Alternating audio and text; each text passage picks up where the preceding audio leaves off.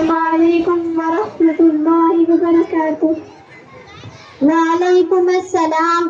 ارے اقرا باجی، آپ سب اتنی سخت دھوپ میں نوز پیس لگا کر کہاں جا رہی ہیں؟ ارے حریم باجی، آپ کو معلوم نہیں کہ آج جمعرات کا دن ہے، اور ہر جمعرات کے دن ہمارے محلے میں عورتوں کا اجتماع ہوتا ہے، اور آج ہمارے محلے میں مفتی عبدالرحمان صاحب کی عورتوں کا اجتماع ہے۔ ہم سب وہیں شرکت کے لیے جا رہے ہیں، آپ کو بھی ہمارے ساتھ چلیے۔ ارنا جی، یہ اجتماع کیا ہوتا ہے؟ سنتے سنتے تو میرے کان ہی پک گئے۔ جب دیکھو اجتماع۔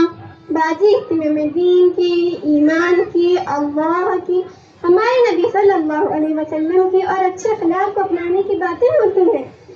اچھا میں سمجھ گئی۔ اس میں کوئی ایک عورت کھڑی رہے گی، کہے گی نماز پڑھو، روزہ رکھو، زکوٰۃ ادا کرو، اور کہتے ہیں فلمیں مت دیکھو، گانے مت سنو، بے پردہ مت ہو، کہتے ہیں کہ ٹی وی مت دیکھا کرو، بازار میں مت گھوما کرو، آدھی آستین کے کپڑے مت پہنا کرو، لپسٹک مت لگاؤ، نیل پالش مت لگاؤ، وغیرہ وغیرہ۔ یہی نا؟ ہاں، وہ ہماری مسجد کی امام صاحب ہے نا، وہ بھی اسی طرح کی باتیں بیان کرتے رہتے ہیں۔ یہ سب باتیں سنتے سنتے تو ہمارے کان ہی پک گئے۔ بس اور کچھ باتیں مت کرو۔ استغفر اللہ، اللہ معاف کریے، آپ سب لوگ کیسی باتیں کر رہی ہیں؟ اب لگتا ہے کہ آپ لوگوں کا دین سے اور مذہب سے کوئی تعلق نہیں، اور آپ لوگوں کے دلوں میں اللہ اور اس کے رسول کا ایک ذرہ برابر بھی کوئی خوف نہیں، اس لیے آپ لوگوں کی زبان اور فول پک رہی ہے۔ اے لڑکی، خبردار، جھوٹوں نے ہم پر الزام لگایا۔ تمہیں بھی بتا دینا چاہتی ہوں، چٹان خان کی طرح پٹھان خان صاحب کی بیٹی ہوں، تیری سب ہیکڑی نکال ڈالوں گی، تیری سے زیادہ۔ یہ بھی کوئی بات ہوئی؟ ہمارے دلوں میں اللہ اور اس کے رسول کا کوئی خوف اور ڈر نہیں، اور ہمارا دین اور مذہب سے کوئی تعلق نہیں۔ ہم لوگ تو تم سے زیادہ ہی دین کے بارے میں جانتے ہیں۔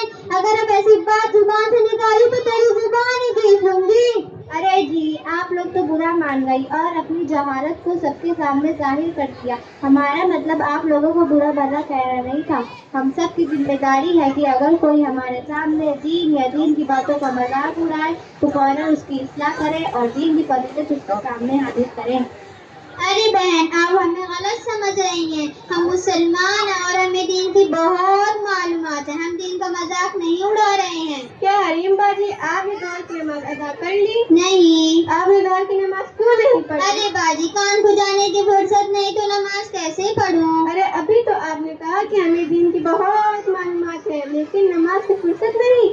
یہ کون سا دین سے محبت؟ باجی، زبان سے کہہ دینا کافی نہیں، اصل تو عمل مقصود ہے۔ اور آپ کا یہ کہنا ہے کہ نماز کے لیے فرصت نہیں، یعنی آپ یہ کہنا چاہتی ہیں نماز وہ پڑھتا ہے جسے کوئی کام نہیں ہوتا، یعنی نماز پڑھنا ان لوگ کا کام ہے جو بیکار ہوتے ہیں، حالانکہ نماز ان لوگ کا حکم ہے اور دن بھر میں 5 نمازیں فرض ہیں۔ ارے باجی، اگر ایک دو وقت کی نماز چھوٹ بھی گئی تو کیا ہو گیا؟ توبہ، اگر ہم نماز نہیں پڑھیں گے تو کبھی میں بڑے بڑے سانپ آ کر ڈسیں گے، بڑے بڑے بچھو اگر ڈنک ماریں گے، ہم سب تو اپنے گھر کی چھپکلی سے ہی ڈر جاتے ہیں، اگر ہوا سے دروازہ ہل جائے تو ڈر جاتے ہیں، پر وہاں آخرت میں ہماری چیخ کو پکار سننے والا کوئی نہیں ہوگا۔ اس اندھیری گھر یعنی قبر کے بارے میں آپ نے کبھی سوچا ہوگا کہ وہاں کیا کیا ہوگا؟ ارے باجی، ایسی باتیں نہ کرو، ڈر لگتا ہے۔ نماز تو پڑھنی ہی چاہیے، دیکھو نا نماز پڑھنے میں کتنا مزہ آتا ہے۔ جی باجی، ہمارے نبی صلی اللہ علیہ وسلم نے ارشاد فرمایا کہ نماز میری آنکھوں کا نور ہے، اللہ تعالیٰ سے ملاقات کا ذریعہ۔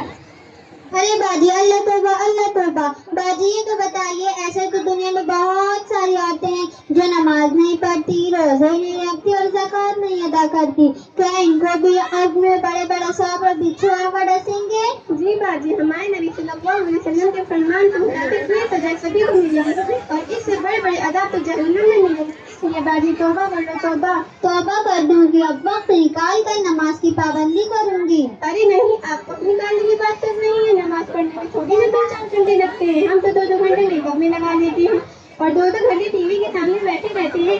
اگر کوئی مہمان آ جائے تو 1-2 گھنٹے ایسے ہی نکل جاتے ہیں، معلوم بھی نہیں پڑتا۔ خوبصورت اکل عطا فرمائے، پڑھنے کے لیے دکان دی، سننے کے لیے دکان دی، دیکھنے کے لیے راستے دی، چلنے کے لیے 2 پیر دی، اور کھانے کے لیے 2 ہاتھ دی، آگے بہت سی بے شمار نعمتیں عطا فرمائے۔ کیا हम उसकी भी यकीन कर सकते हैं। अरे बाजी आपने तो बिल्कुल ठीक ही कहा। वाकई मेरा बहुत सारा वक्त मेकअप और टीवी प्रोग्राम देखने में लग जाता है। बाजी हमें नमाज के बारे में कुछ और बतलाइए ताकि हम साथ ही नमाज के पाबंद बन जाएं। बाजी मैं आपको नमाज के बारे में कैसे बताऊं? हमारे नबी सल्लल्लाहु अलैहि वसल्लम ने इरशाद फरमाया कि नमाज जन्नत की कुंजी है। अल्लाह के नबी सल्लल्लाहु अलैहि वसल्लम ने फरमाया कि नमाज मेरी आंखों का नूर है, नमाज मेरे दीन का सुतून है, नमाज नमाजी के लिए मग़फ़िरत का सबब है और क़यामत में सबसे पहले नमाज का हिसाब होगा। जिसकी नमाज अच्छी निकली उसकी बाकी अमल अच्छी निकली, जिसकी नमाज खराब निकली उसकी बाकी अमल खराब निकले। नमाज के लिए क़यामत में नूर होगा और आज़ाद से बचने का जरिया। मेरी मोहतरम बाजी जान ये तो बताइए आपको इतनी सारी बातें कहाँ से मालूम हुई? बहुत सीधी सी बात है कि इन इल्मों की जगह ही मिलता है। हम रोजाना पाबंदी से अल-हिकमा इंटरनेशनल स्कूल पढ़ने जाते हैं और फिर भी वक्त निकाल कर अपने मोहल्ले की स्कूल में भी जाते हैं।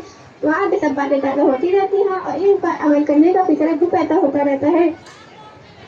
इंसान जिस माहौल में रहता है इंसान पर उसका असर अपने आप ही पड़ता रहता है। अगर आप अपना वक्त इस्लामी माहौल में गुजारेंगे तो हमारे अंदर इस्लाम दाखिल होता जाएगा और अगर अपना वक्त गैर इस्लामी माहौल में गुजारेंगे तो हमारे अंदर गैर इस्लामी हौसलादान दाखिल होता जाएगा।